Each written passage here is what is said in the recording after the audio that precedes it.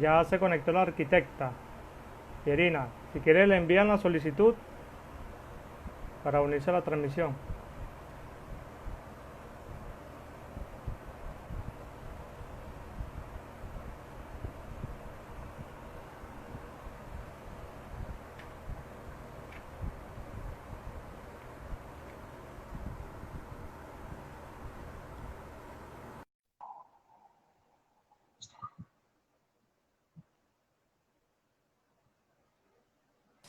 No, estamos ya acá. Sí, buenas Ahí tardes. estamos. Hola Juanfran, ¿cómo estás? Buenas tardes, arquitecta. Gracias por la oportunidad. Saludos acá de No, Venezuela. ¿cómo estás? No, para mí todo un gusto hablar con alguien del hermano país. ¿Cómo están todas las cosas por allá? ¿Cómo van? Bueno, aquí estamos tratando, luchando, ¿no? La situación un poco difícil por el tema de las sanciones, pero bueno, siempre hemos estado también muy preocupados de nuestra hermana Ecuador. Somos un pueblo hermano y bueno, hemos seguido muy de cerca la situación de ustedes. Gracias por la oportunidad, arquitecta. A la orden, con todo gusto y siempre hermanados en una sola, somos una sola, la patria grande, así es que ahí tenemos que ser muy, muy solidarios, respetando las soberanías de cada país, pero solidarios en los intereses comunes y pues con todo a fortalecer la región como estábamos encaminados en la época de Rafael y todo se ha ido resquebrajando, pero no está perdido, ustedes siguen resistiendo, nosotros también. Ya hubo el cambio en Argentina, en Bolivia tienen que seguir manteniéndose firmes a pesar de todos los bloqueos que quieran hacerle a Evo y que la gente haga respetar su derecho al desarrollo y al futuro y al fortalecimiento como región. Así es que qué bueno y eso es importante. Yo siempre digo acá que hay que estar unidos y organizados, que la unión hace la fuerza y la organización nos hace eficientes, porque en el caso de ustedes los bloqueos y todo, en el caso de nosotros también toda la persecución, toda la judicialización de la política, terrible, terrible, pero ahí estamos, no tengo. Así es, arquitecto, una situación muy lamentable que está pasando ahorita en nuestro continente, pero estamos seguros que, bueno, vamos a salir adelante. Claro que Arquitecta, sí. con la situación en Ecuador, es una situación muy compleja en todos los sentidos, tanto económico, tanto en materia de salud, como política también. Eh, es difícil participar en una elección cuando todo prácticamente está manejado por el gobierno y bueno, vemos cómo imposibilitaron a participar al presidente Rafael Correa, que bueno, que lidera ampliamente la encuesta.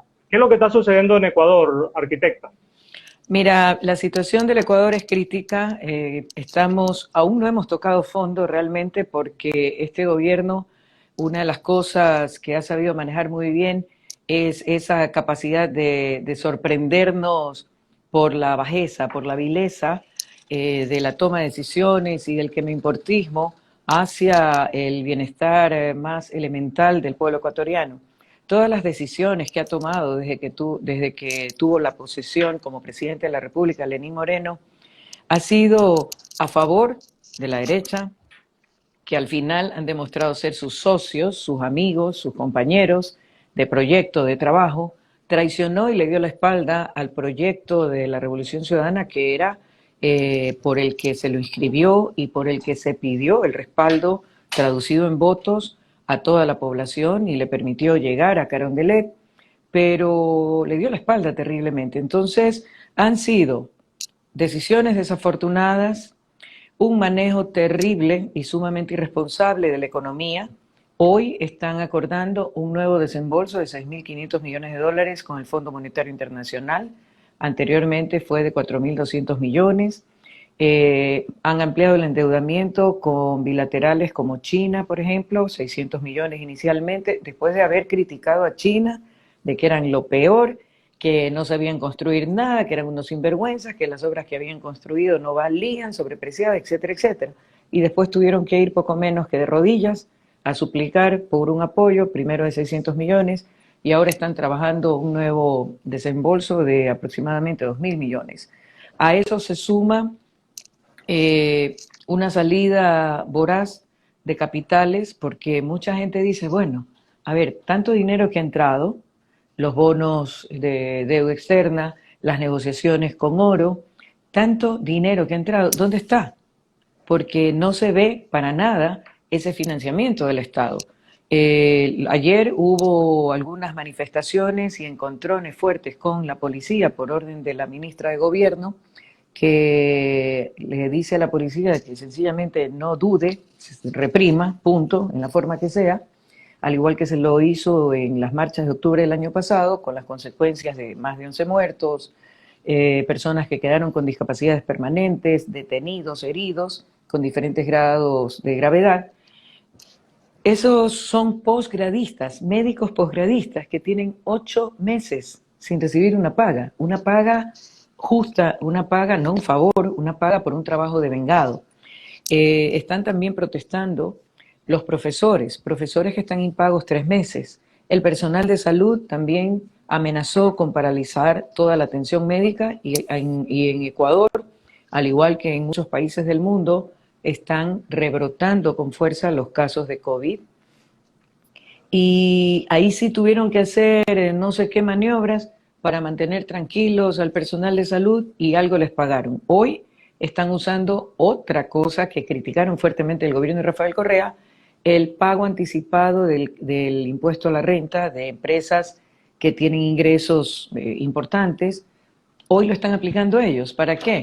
Para conseguir 300 y pico de millones de dólares para pagarles a los profesores.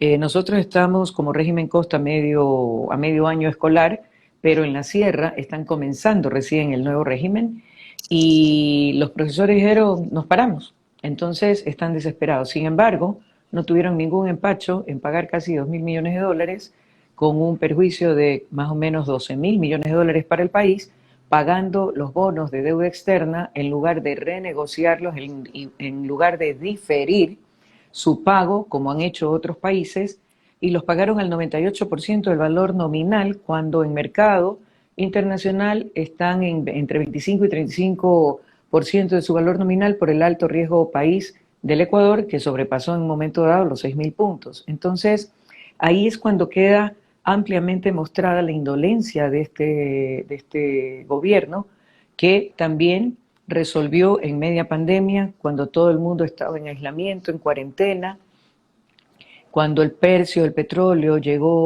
bajó tanto que alcanzó niveles históricos de hasta de menos 40, ahí calladito, en estado de excepción para que no saliéramos a protestar, pasaron el decreto 1054 que reemplazaba al 883 que generó las protestas en octubre. Es decir, retiraron el subsidio de los combustibles y mandaron a internacionalización los precios. ¿Qué quiere decir esto? El petróleo va recuperándose poco a poco.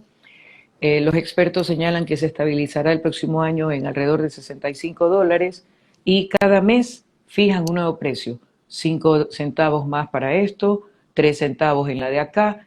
¿Cómo va a impactar todo eso en una economía donde no hay empleo y el desempleo va a seguir aumentando justamente para atender los requerimientos del Fondo Monetario Internacional, donde están por la ley humanitaria que aprobó vilmente la actual Asamblea, que nadie sabe cuál es peor, si el Ejecutivo o la Asamblea o el Legislativo, la ley humanitaria a la que se ha acogido la empresa privada para despedir a empleados que tienen hasta más de 30 años pagándoles una miseria, o sea, con la excusa de la crisis o de bancarrota y qué sé yo, la paralización de las actividades productivas, están pasándose por encima de la ley que señala liquidaciones, montos de liquidaciones y componentes de una liquidación legal a la que tienen derecho después de tantos años de servicio. ¿Sabes cuánto le pagaron a un inspector de un colegio que trabajó 33 años?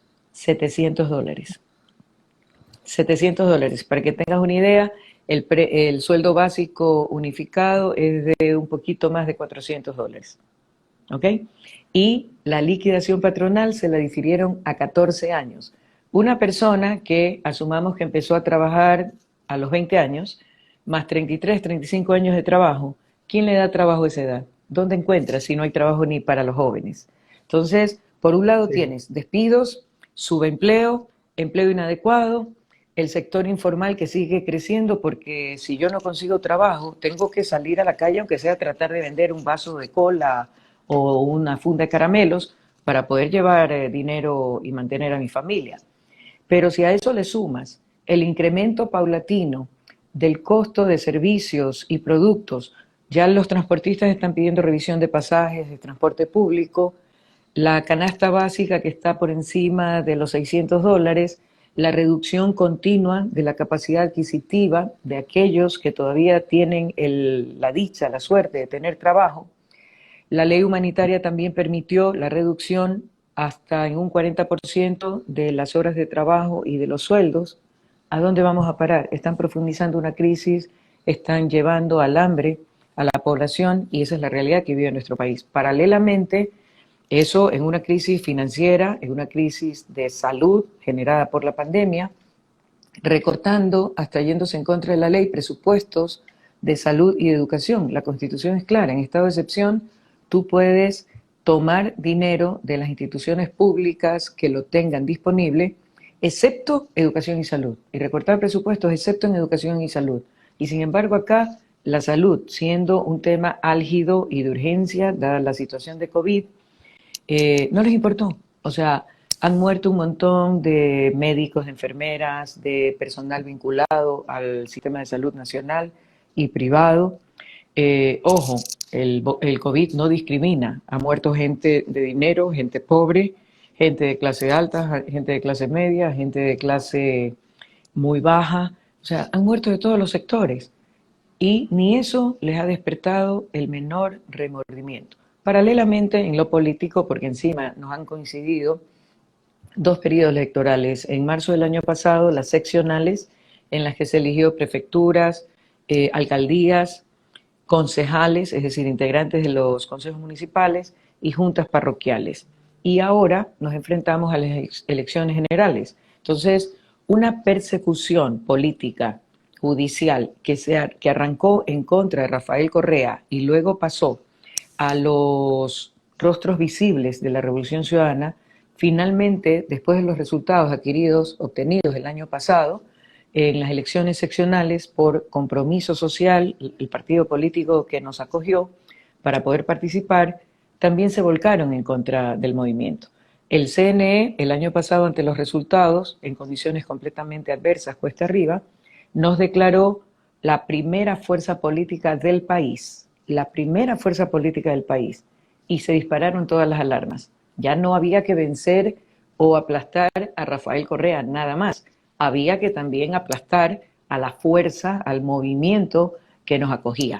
Entonces comenzó una persecución y en estos días, ayer para ser más exactos, se concretó la estocada final.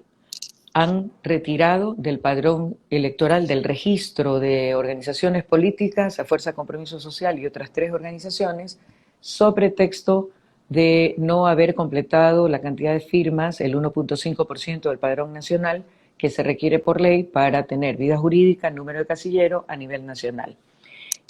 Nuestro movimiento, a través de un año, a lo largo de un año y tal como lo señala la ley, y 21 entregas parciales, completó el número de firmas y tuvo hasta un remanente. Y eso fue en el 2016. Obtuvo vida jurídica, obtuvo número de casillero. Participó en elecciones nacionales para presidente de la República, Parlamento Andino y asambleístas nacionales y provinciales en el 2017. En el 2019 vuelve a participar, esta vez con nosotros, en las seccionales y ya obtiene 2 prefectos provinciales de Pichincha y Manabí, 2 de las provincias más importantes del país. Un segundo puesto en Guayas conmigo. Obtuvo más de 80 concejales y una cantidad importante de integrantes de junta parroquial. La pregunta, si le quitan la vida jurídica al movimiento, ¿cómo quedan esos funcionarios que están trabajando desde hace casi 2 años, que han firmado documentos, que han convocado concursos, que han recibido sueldo y han pagado sueldos, que han manejado fondos del Estado? ¿Cómo quedan? ¿En qué limbo jurídico quedan? Si llegamos a este punto también actual, estamos hoy día justamente, el Consejo Nacional Electoral tenía que hacer la convocatoria oficial a las elecciones de febrero de 2021. Y está la duda, hay encontrones ahí entre juristas y autoridades respecto de si Rafael Correa puede participar o no, y si es que el binomio puede participar o no, y cómo se va a conformar, cómo se va a comportar la alianza. Rapidito te lo explico. Rafael se inscribió y participó como binomio de Andrés Arauz en primarias, como lo señala la ley, y compitió con otro binomio, Arauz Rabascal. Y la gente que votó, los delegados que votaron, escogieron el binomio Arauz Correa. Al Consejo Nacional Electoral se le ocurrió que, dada la situación de pandemia y la emergencia sanitaria, todo aquel trámite que pudiera ser realizado vía telemática se lo hiciera de esa manera. A eso nos referíamos con los eventos de democracia participativa, como las convenciones de cada partido, las primarias de cada partido, como parte de los requisitos que había que cumplir. Entonces, se hicieron las primarias de manera telemática. Y el registro y inscripción de candidaturas también se puede hacer de manera telemática. ¿Pero qué impusieron? Que la aceptación de la nominación de la precandidatura de tal o cual dignidad tuviera que hacérsela expresa, personalísima e indelegable en las instalaciones del Consejo Nacional Electoral delante de un delegado, si es que eran candidaturas a nivel nacional en la sede principal en Quito, si era provincial en la delegación provincial respectiva y si era en representación de las diferentes circunscripciones de migrantes en los respectivos consulados de la circunscripción a representar. Pero en ningún lado de la ley, en ningún lado del reglamento dice que tiene que ser en persona, físicamente, en carne y hueso. Entonces nosotros hicimos la presentación de Rafael, yo en calidad de precandidata al primer lugar principal de la Asamblea Nacional, me acerqué ahí sí físicamente, pues obviamente yo estoy en el país, cogí un avión y fui a presentarme, pero también soy apoderada de Rafael y su representante. Entonces yo llevé mi poder, que me nombra como tal, e abundamos en los trámites. Estuve yo presente aceptando a nombre de él, ingresé un documento con la aceptación por escrito en su representación que tiene el recibido, hora y fecha y la cantidad de páginas entregadas. Rafael ingresó a las instalaciones del CNE junto con nosotros de manera telemática en tiempo real a través de plataforma Zoom. Estuvo todo el tiempo con nosotros, atendió prensa, contestó preguntas, se dirigió a las personas que estábamos ahí, a los precandidatos, ingresó a la sala preparada, delante de la prensa, delante del delegado, delante de todo el mundo en las instalaciones, dijo él particularmente, yo, Rafael Correa, acepto la nominación. O sea, hay aceptación expresa, porque lo dijo él en vivo y en directo, en tiempo real. Es personalísima porque también envió un correo electrónico en el que ponía su aceptación y firmaba con firma electrónica. En el Ecuador tenemos la Ley de Comercio Electrónico, firma electrónica y procesamiento de datos, que valida la firma electrónica como una firma física sin ningún problema y porque es personalísima. Yo no tengo el código, yo no puedo firmar, usar su firma electrónica porque yo no tengo su código. Él lo tiene. Por lo tanto, van dos, más la aceptación del personal. Entonces, expresa, personalísima e indelegable porque lo hizo él, ahí delante de todo el mundo. No era un video, lo hizo en tiempo real. Entonces, pretender insistir en que no ha aceptado la nominación ya es pasarse por encima, una vez más, todo el cuerpo legal. Esa era una opción, negarle la inscripción, o mejor dicho, sí, correcto, negarle la inscripción sobre texto Que no de que pudieron, no había aceptado. que ellos no pudieron negársela porque era obvio. No, siguen negándola y siguen argumentando eso, pero recién mañana, a partir de mañana se podían ingresar y registrar las precandidaturas. O sea, ¿cuál es el proceso? Hoy día convocan elecciones, a partir de mañana tú ya puedes ingresar tu lista, ¿ok? Y es el CNE recién en ese momento que dice, a ver, señor Juanfran, usted no puede ser definido como candidato porque usted es un mal padre y está demandado por alimentos, o tiene tal problema, o no firmó el documento, o la inscripción se hizo mal. O sea, hay una serie de causales que constan en el reglamento. Y una de ellas es la inhabilitación política por algunas razones. O sea, ahí entra ya el argumento de la decisión del Tribunal de Casación que ratificó la sentencia en el caso Sobornos. Entonces, ellos no podían argumentar la no aceptación de la nominación porque estaba ahí comprobada, pero sí podían decir, uy, qué pena, señor. Sí, usted sí aceptó la nominación, pero ¿sabe qué? Está inhabilitado por la resolución de la Corte Constitucional que ratificó su sentencia. Entonces, el reglamento permite 48 horas para poner a alguien en su lugar. ¿Qué es lo que están diciendo en este momento? Que no se presentó, no aceptó la nominación porque no se presentó, no estuvo personalmente, físicamente en el Consejo, eso no lo dice en ningún lado. Ahora sí tienen la excusa por la casación. Pero ¿qué quieren hacer ahora? Para poder participar, como éramos originalmente Compromiso Social, pero hubo un tiempo en que suspendieron la actividad política y había el riesgo de que lo sacaran de registro de organizaciones políticas, ¿qué hicimos? Plan B. Centro Democrático, lista 1, nos acogió. Entonces, nosotros fuimos con lista a las primarias por Centro Democrático. Cuando le levantaron la suspensión de actividad política, Compromiso Social participó en primarias con 2 listas, Parlamento Andino y Provincial Esmeraldas, para cumplir con la ley de que había estado en primarias. Entonces, luego venía un periodo para formalizar alianzas y se formalizó la alianza Unión por la Esperanza, Centro Democrático, lista 1, guión Compromiso Social, lista 5.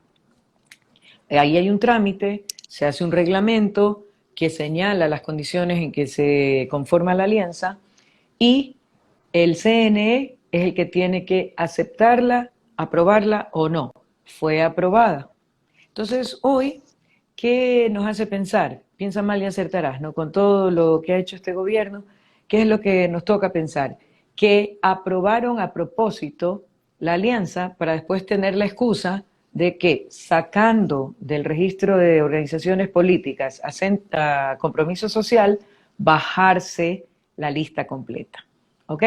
Entonces, si bien todavía no hemos recibido formalmente la notificación, tenemos que esperar eso para decidir si apelamos, que es un proceso, o si tenemos que saber si el CNE, junto con el retiro de la vida jurídica a Compromiso Social, a la vez declara deshecha la alianza, para saber cómo inscribimos los candidatos. Los inscribimos como alianza todavía porque no nos han informado. Nos escribimos solo por Centro Democrático, esa es la disyuntiva en este momento. Y todo el tiempo ha sido eso, ¿no? La amenaza, nos tienen en suspenso, ¿qué hacemos? Nos obligan a tomar decisiones. Ese tira y afloja que pretende tenernos a veces hasta distraídos para hacer otras cosas. Ha habido algunos intentos de aplazar las elecciones, que gracias a Dios no pasó. Sin embargo, podría todavía pasar en algún momento porque no se han hecho. Argumentan el COVID, el estado de excepción, que no hay el recurso, no se han conformado todavía las juntas de receptoras del voto, faltan tomar un montón de decisiones y vamos a ver qué pasa a partir de mañana, porque como les digo, nos tienen en el limbo nuevamente, que no queremos cometer errores, no queremos inscribir un movimiento, una lista, y que luego nos salgan con que como éramos parte de la alianza, se va toda la lista, que muy probablemente hacia eso apuntan. Realmente el miedo es al resultado electoral, o sea, entre esta persecución, que ya es evidente para todo el mundo, ha habido abogados que, si bien no son afines a nosotros, incluso son contrarios a nosotros, han dicho públicamente que en respeto al ejercicio correcto, profesional de las leyes que escogieron defender, no pueden prestarse a avalar un mamotreto, un circo como el que han montado, un juicio que jamás debió empezar siquiera, que le llamaron el juicio del siglo y que duró 8 meses exactamente, porque empezó con la audiencia de formulación de cargos el 7 de enero y terminó con la declaración ratificando la sentencia el 7 de septiembre. 8 meses. En tiempo récord, también En hay que tiempo destacarlo. récord.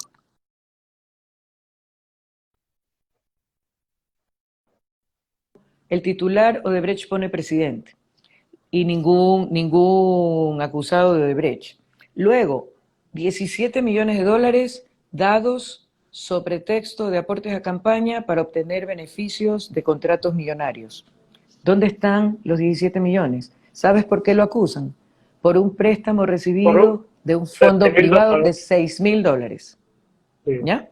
Un préstamo de $6.000 que fue pagado en 12 cheques de $500 a lo largo de un año. Por eso lo condenan. Y por un delito disparatado de que influjo psíquico, o sea, yo estoy acá en Guayaquil, Ecuador, y en este momento, Juanfran, estoy haciendo así, estoy mandándote mis influjos. O sea, ¿sabes qué? Es tan ridículo todo que uno no sabe si reírse o echarse a llorar o esconder la cara de la vergüenza, porque realmente es innombrable. Es algo increíble, arquitecta. Ahora Sí. bien, arquitecta, ya sabemos que, bueno, la persecución no se puede esconder, eso lo sabe todo el mundo. Hay muchos periodistas, compañeros, colegas conectados en la transmisión y, bueno, es importante que ellos también sepan todo lo que está sucediendo en el Ecuador. Arquitecta, ya la encuesta, desde un principio, desde que se asomaba el nombre del compañero Rafael Correa, ya lo daban como la figura política más importante del Ecuador e incluso lo daban ganador en la primera vuelta. A Es él correcto. o a cualquier compañero de la Revolución Ciudadana, del Centro Democrático Lista 1. Compañera, llegando una vez a la presidencia, a la asamblea, ¿qué es lo que se va a proponer la Revolución Ciudadana? ¿Qué es lo que tiene que hacer la Revolución Ciudadana para devolverle las instituciones que están resquebrajadas ahorita en este momento al pueblo ecuatoriano? ¿Qué es lo que piensan hacer ustedes? A ver, tenemos dos instancias y nuestra propuesta, nuestro objetivo es ganar el binomio presidencial, es decir, la presidencia, el ejecutivo y la mayoría en la asamblea. Ha habido algunos cambios que también se hicieron con direccionamiento al Código de la Democracia. Entre esos, quizá el más importante, el cambio de método de Hunt a método de Webster, que es la fórmula que se utiliza para la asignación de escaños. ¿Qué quiere decir esto? Que realmente ningún movimiento grande por sí solo va a poder tener una mayoría propia. ¿Ok? Por ejemplo, nosotros, si mantenemos la misma votación histórica o proporcionalmente la misma votación, si tomamos en cuenta que pues año a año el padrón electoral se incrementa, no vamos a tener la misma cantidad de curules que teníamos antes. ¿Ok? Entonces, para usar números, no reales, pero para usar números. Por ejemplo, si antes recibíamos 20 curules, ahora recibiremos 16.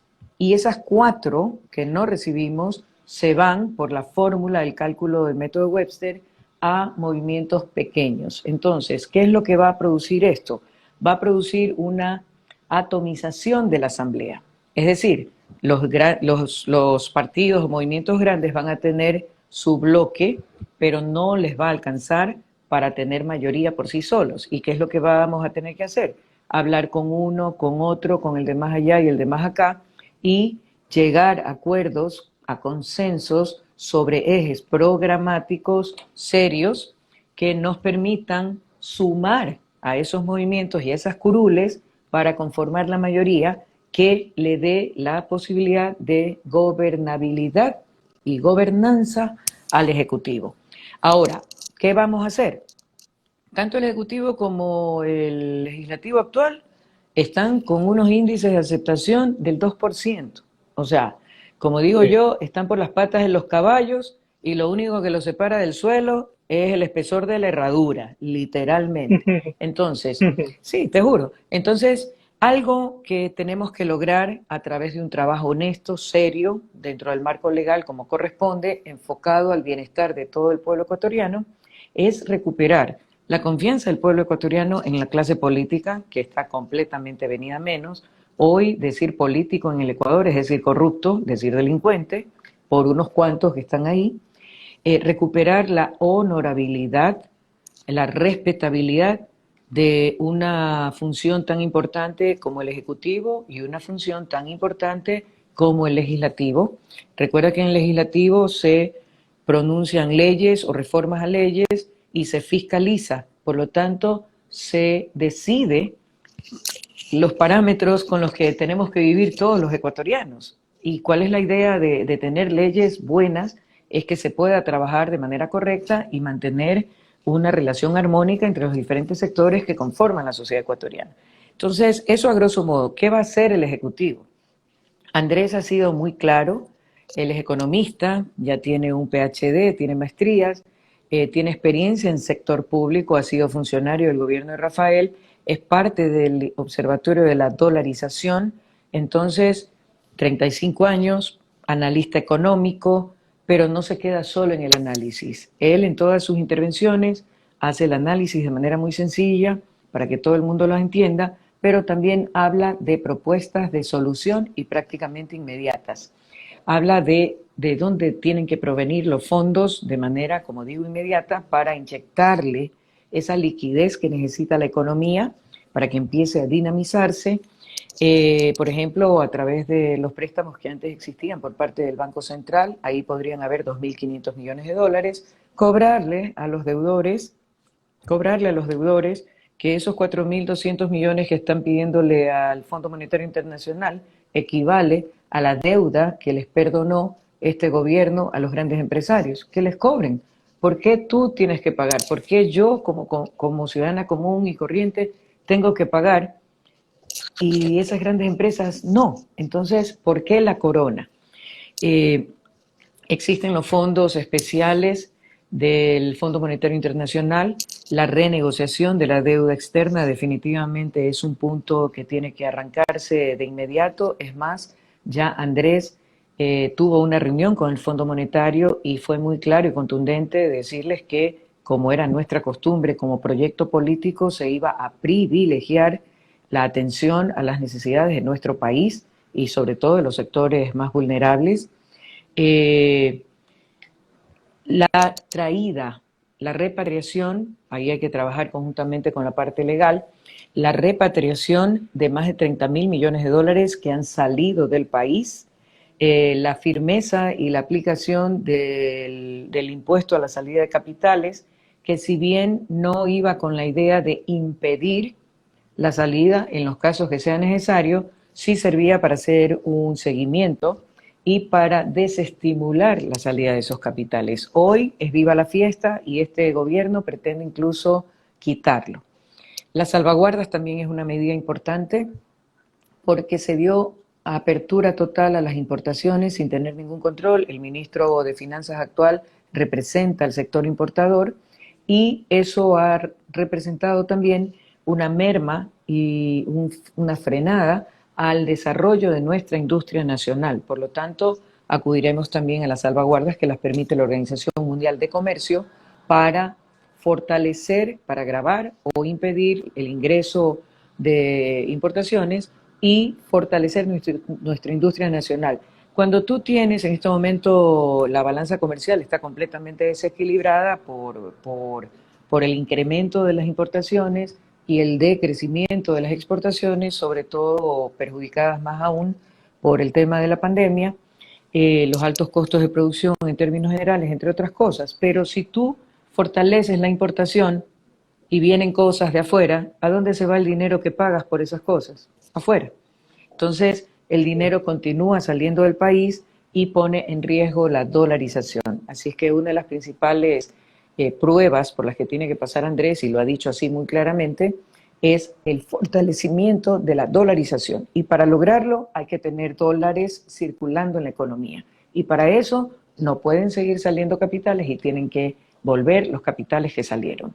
Eso a grosso modo, la idea es dinamizar enseguida la economía, ir a fortalecer la inversión pública que en este gobierno no ha habido. O sea, ha habido endeudamiento, ha ingresado supuestamente dinero, pero no se ha traducido para nada en inversión pública altamente generadora de empleo.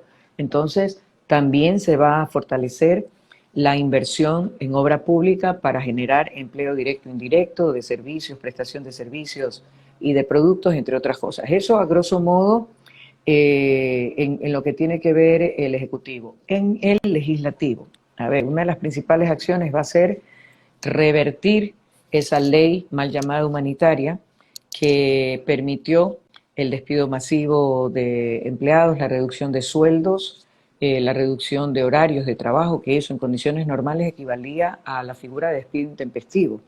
Todo lo que ha aprobado esa ley implica regresión de derechos tremendos y la apertura de la empresa privada a despedir empleados sobre pretexto de que les ha ido mal en los negocios. Entonces, parte también que se revisa desde el Ejecutivo es, de alguna manera, inyectar fondos en condiciones blandas para que las empresas puedan promover su actividad, pero a la vez ayudarlos a que mantengan su personal y no haya más despidos sin futuro, porque realmente si te despiden y tú dices, bueno, me voy a tomar 15 días de vacaciones porque al 16º ya voy a tener trabajo de nuevo, pero eso no es real. O sea, la gente que se queda sin trabajo literalmente se queda sin opciones. Entonces, ahí viene toda una cadena. Si tú, dada la estabilidad laboral que se logró, se recuperó la clase media, la estabilidad de sueldos, el reconocimiento de los escalafones, de las escalas de sueldos y salarios que fueran coherentes con respecto de la función y las responsabilidades, la gente podía planificar meterse, por ejemplo, en un crédito hipotecario para tener el sueño de contar con casa, podía meterse en una deuda para comprarse un vehículo o para poner un negocio, un emprendimiento. Hoy, la gente que hizo eso, hoy no sabe de dónde pagarlo.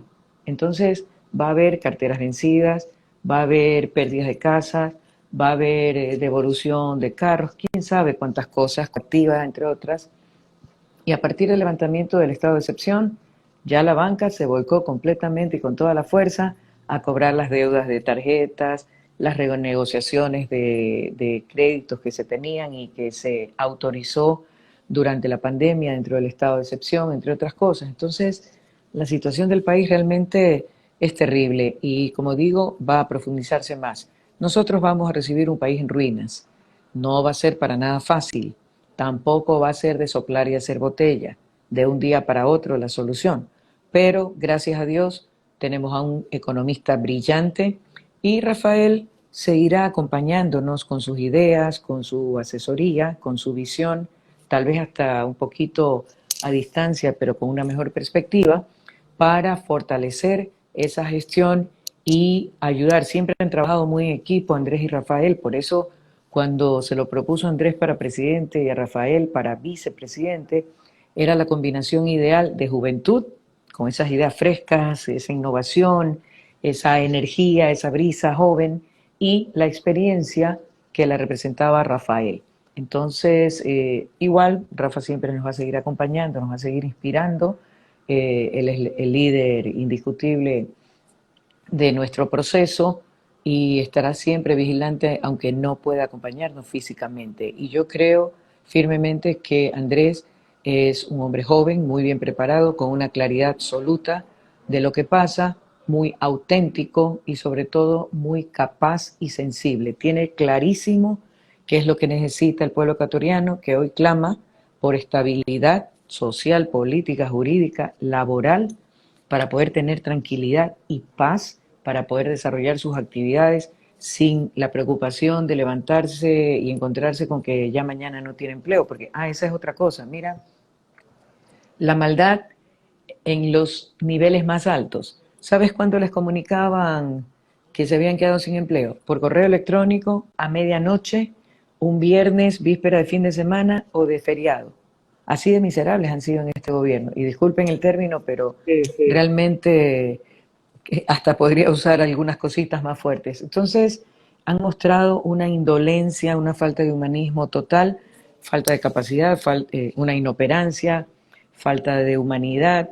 No tenemos presidente, tenemos un presidente inexistente, o sea, está por ahí en un cargo, pero no se lo ve para nada, para nada. Y bueno, yo creo que a estas alturas nadie lo quiere ver adicionalmente, así que nos hace un favor no apareciendo.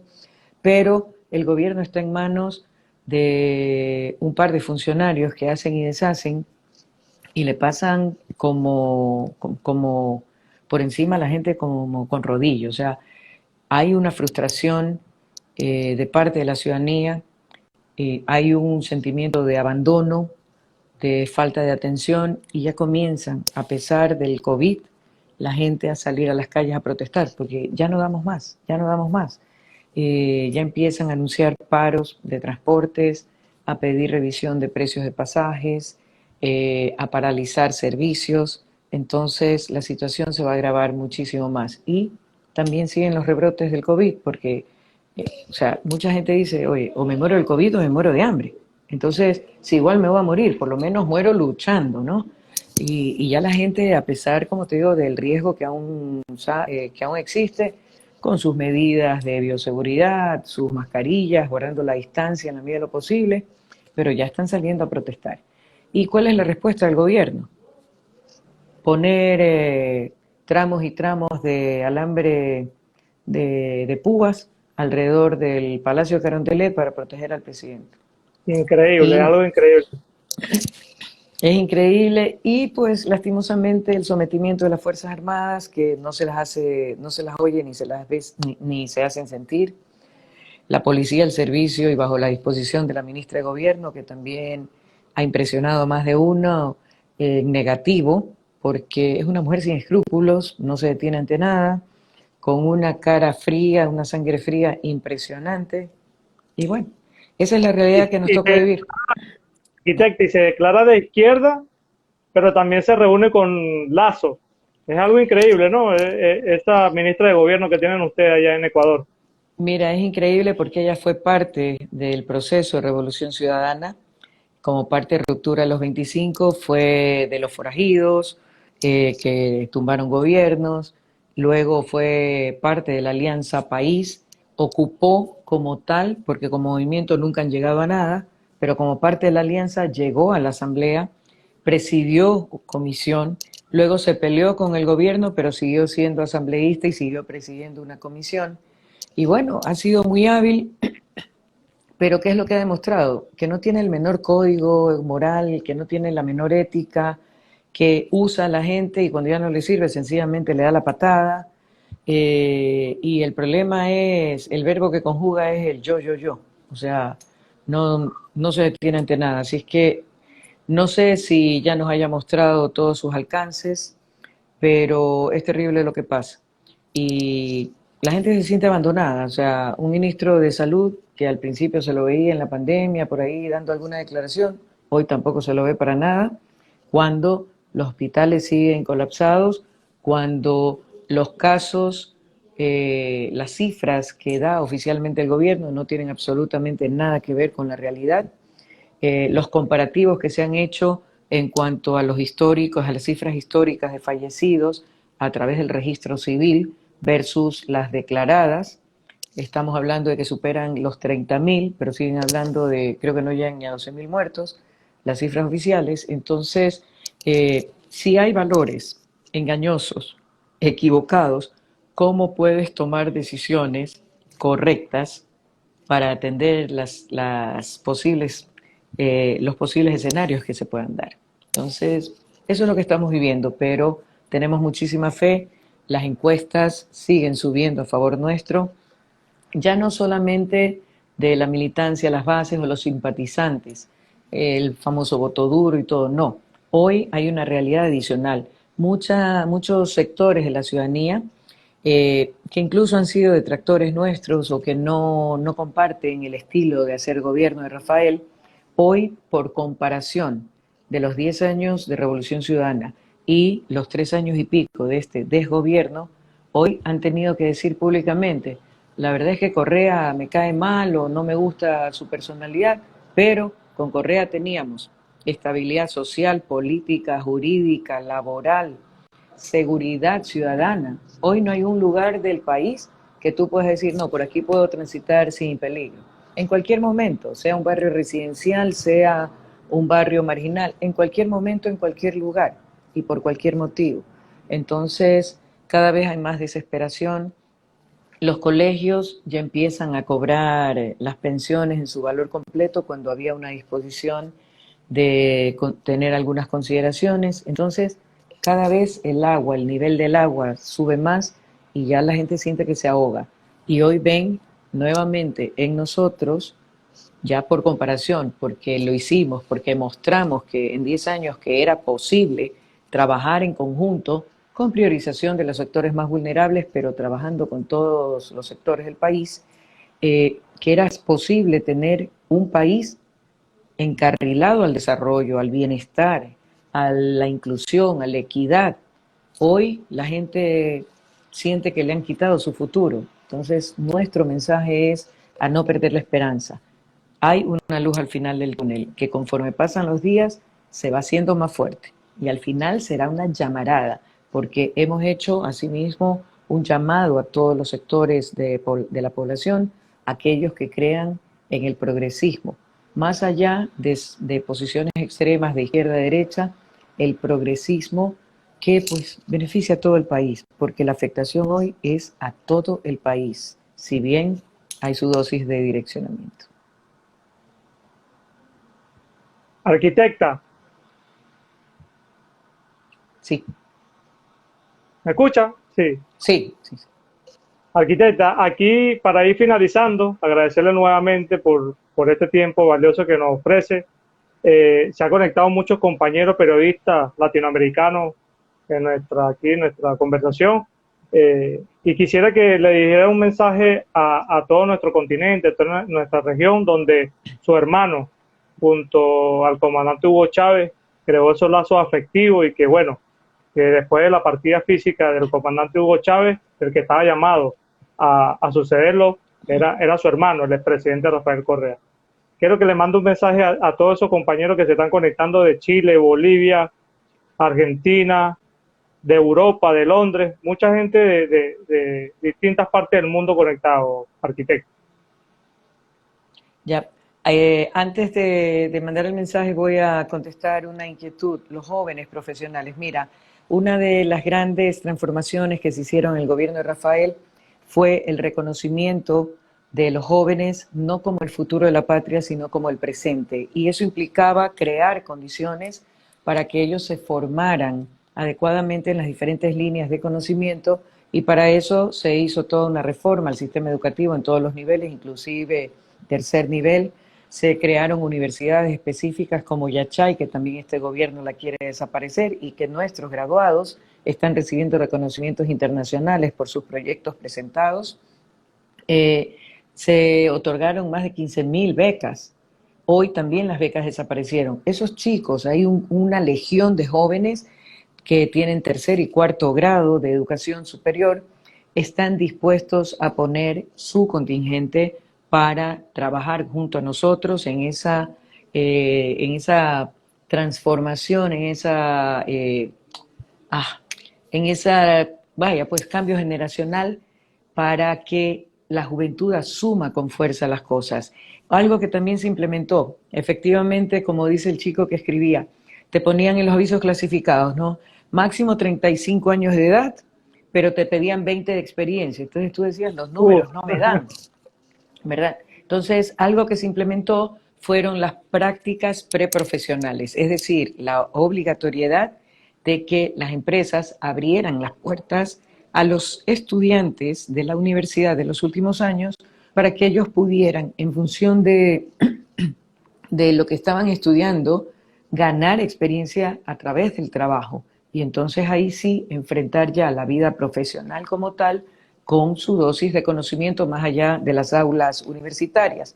Son diferentes transformaciones que se hicieron, reformas al sistema educativo que son reconocidas por el mismo Estados Unidos, por países en la región como Perú, países del primer mundo como Francia, que estudian todo el proceso de revolución ciudadana y de manera especial la reforma de la educación. Ahora, en cuanto al mensaje, a resistir. Nos toca resistir. Como dice el Rafa, esto es un tema, es cuestión de tiempo.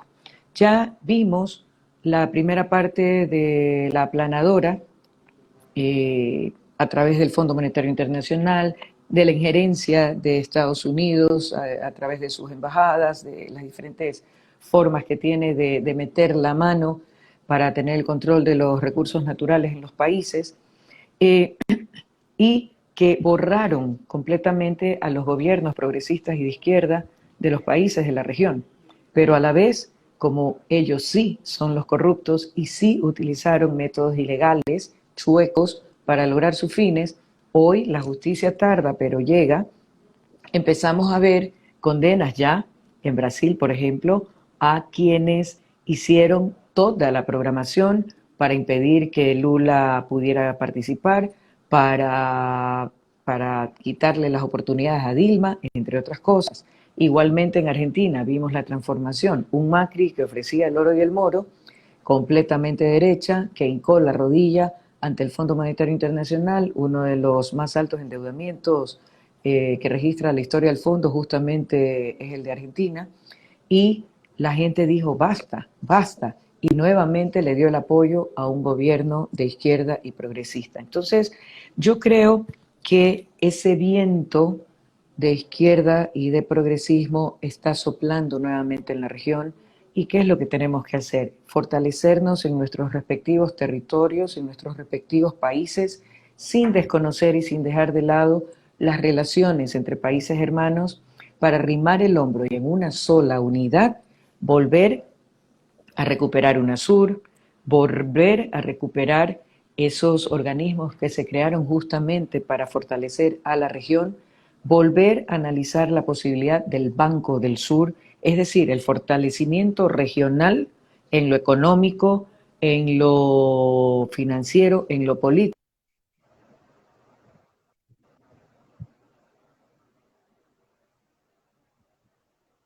fuerte. Ha sido, solo piensen en eso. Esta vez nos tocó a cada país de manera individual Arquitecto. ver cómo lo atendíamos. Ya, hubiera podido crearse, sí. Sí, sí, sí, la escucho. Lo que pasa es Dime. que se escuchaba un feedback. Continúe, continúe.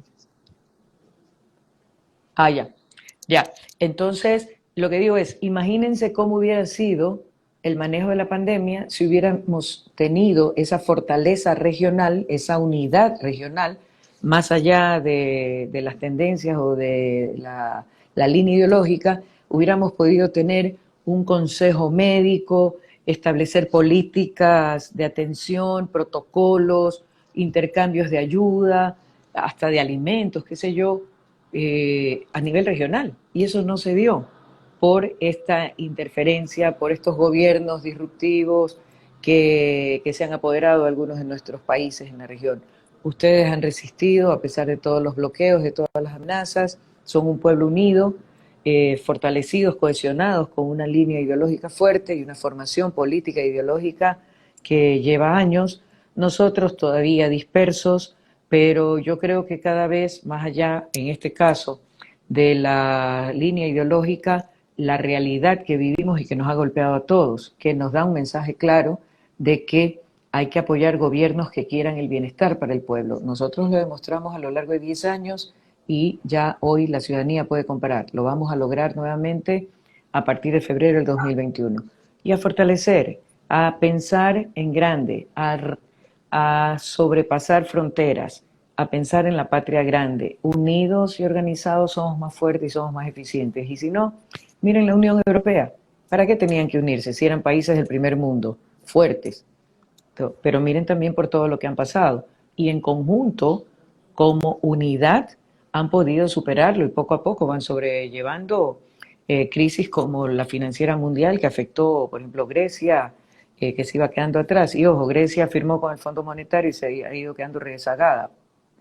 Portugal se negó a firmar y está en una loma, pero una subida de su economía, fortaleciendo su economía, sus actividades, que son un ejemplo. Entonces, aprendamos de lo bueno, pero vivamos y escribamos nuestra propia historia. Vayamos a esa patria grande desde nuestros respectivos territorios. Lo podemos lograr trabajando en unión y de manera organizada. Así es que un abrazo fuerte a todos quienes hacen la patria grande. Recuerden, más allá de la frontera somos hermanos con historias comunes.